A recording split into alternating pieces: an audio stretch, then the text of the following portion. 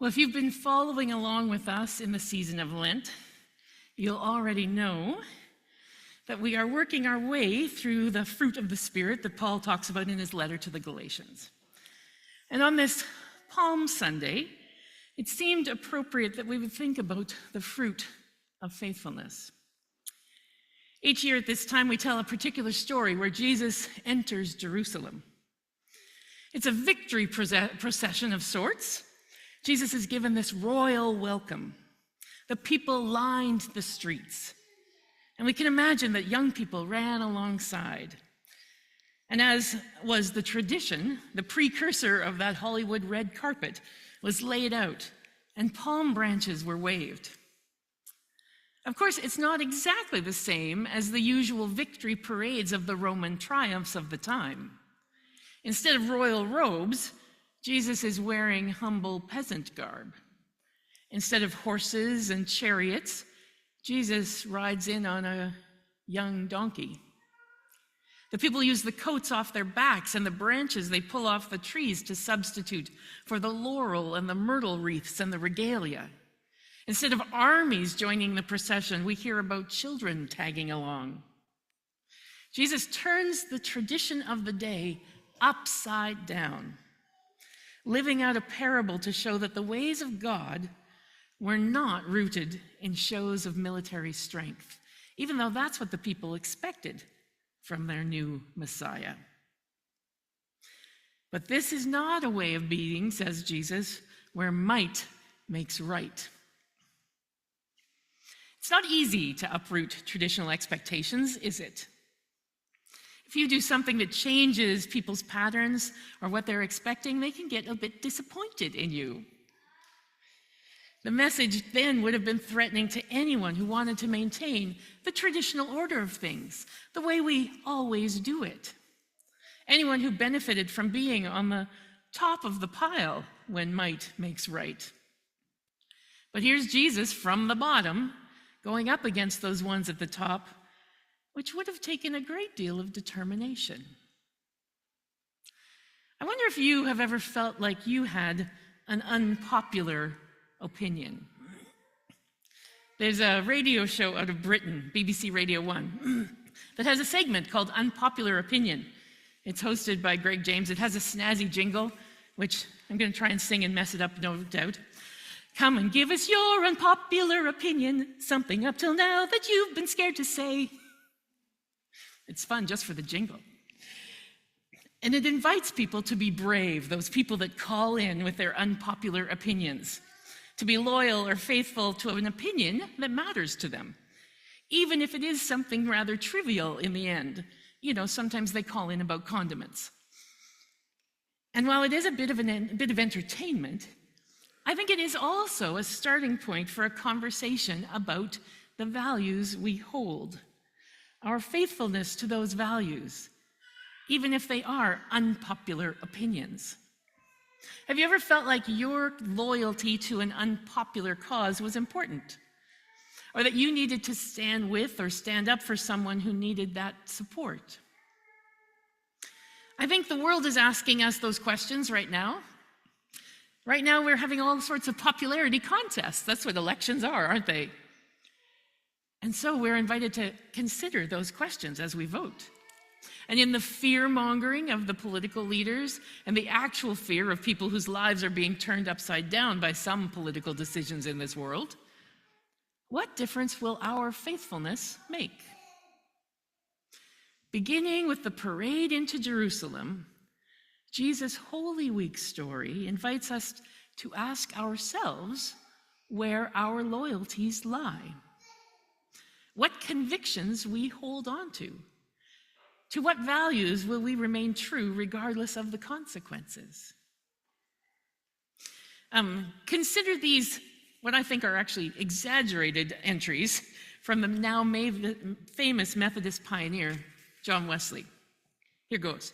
From about 1738 or so, take your mind back. Imagine 1738. Sunday morning, May 5th, preached in St. Anne's, was asked not to come back anymore. Sunday evening, May 5th, preached in St. John's. Deacons said, get out and stay out. Sunday morning, May 12th, preached in St. Jude's. Can't go back there either. Sunday, May 19th morning, preached in St. Bennett's. Deacons called a special meeting and said I couldn't return. Sunday, May 19th, preached on the street, kicked off the street. Sunday, May 26th, preached in a meadow, chased out of meadow as a bull was turned loose during the service. Sunday, June 2nd, preached out at the edge of town, kicked off the highway. Sunday afternoon, June 2nd, afternoon, preached in a pasture. 10,000 people came out to hear me. Stories ask us to consider what we are willing to endure for the sake of the values we hold and for how long. Tradition is that John Wesley sometimes had crowds like that, but then don't think that the 10,000 people meant that, there was 10,000 and 10,000 and 10,000. No, he went back to being kicked out of a whole other bunch of other places. We also think about the things and the people that will be the objects of our faithfulness, don't we? Consider these words. I want to read to you from a novel by Jane Urquhart called In Winter I Get Up at Night. When our family had taken the train to the northern Great Plains, that apple tree was just a sapling in a pot, and my mother had cradled it on her lap most of the way, leaving my not yet 2-year-old twin brothers, Patrick and Timmy, to play in the aisle. After the house was built on the new land and fields broken open by my father's plow, she planted the tree in the front yard and nurtured it to the state it was during the spring when the big wind came. In winter, my mother had wrapped that tree against the prairie cold with whatever came to hand, a tablecloth, a sheet, and in the early days, and despite his protests, one of my father's flannel shirts. I think of that tree sometimes and wonder what became of it once we were all gone and my mother was no longer there to protect it. Indeed, apples and apple trees can remind us of that value of determination and faithfulness. Planting a seed is an act of faith to begin with. Who knows what will come of it? Growing a tree requires commitment and care. It connects us to a bigger story of those who have come before and those who will come after. My family has our own version of Johnny Appleseed, although you probably haven't ever heard of him. Although he's in the Manitoba Agricultural Hall of Fame, if you go and care to look. His name was Harold Orchard. Yes, Orchard.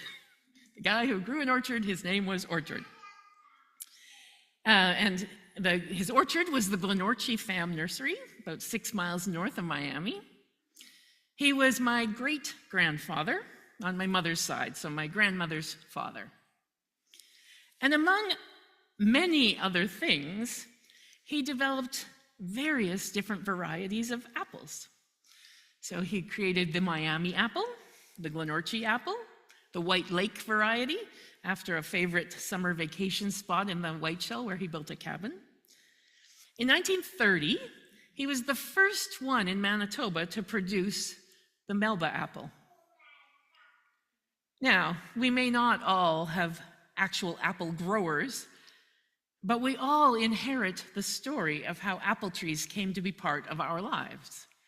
Originating first in the mountains of Kazakhstan, domesticated perhaps 10,000 years ago, spreading through the Silk Road to Europe through the Caucasus Mountains, and then via explorers like Samuel de Champlain, who brought apple trees as part of an agricultural mission to North America back in 1604.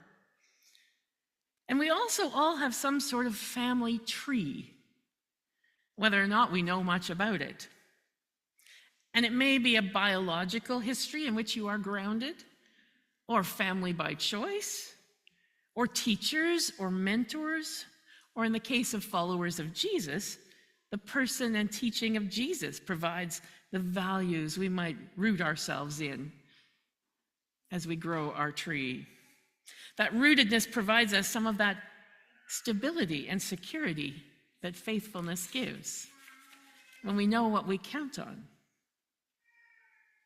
And faithfulness is not only about the roots, but also the seeds. Seeds that plant hope for an unknown future, built on values that matter. Seeds that at some point bear fruit, whether or not we're there for it. So today we might ask ourselves, to whom or what are we willing to be faithful? What matters enough for us to defy the odds or hold on or even let go in order to stay loyal? Because sometimes letting go of our opinions or our commitments is the only way to stay loyal to our values. And isn't that a bit tricky? Because we have to figure out how to make sure that our loyalty is not just stubbornness. It's the problem with determination and stubbornness. It is a fine line there. But apple trees can teach us a bit about that, can't they? Because apple trees learn how to adapt to the conditions, to the weather. They can be grafted on trees to make new fruit. If we go into most grocery stores now, instead of a place where it says apples, we've got a whole different variety. We talked about there's 7,500 known varieties of apples. There's a whole wall of apples in the grocery store. Commitment to the apple doesn't mean that the fruit has to stay the same. Because faithfulness does make space for change, even as you hold on. And yet there are boundaries that faithfulness asks us not to cross. There are lines we need to draw. And Jesus showed his disciples that sometimes they will cost us. That's what we will think further about as we travel through this week before Easter. So as I've been pondering and even wrestling with all of these thoughts through this week, I came across a poem by Elsa Gidlow. You say I'm mysterious. Let me explain myself. In a land of oranges, I am faithful to apples. I kind of like that. In a land of oranges, how do we stay faithful to apples? Indeed, we will need help to sort it all out. Help from one another, from the church, from God. That's why we come together, to help ourselves, each other, with these tricky questions. And as we wrestle with what and who is worth our loyalty, we might understand with new insight then what it means on this day in this conflicted world to proclaim, Hosanna, save us. And we trust that the ground of faithfulness will be there to answer. May it be so. Amen.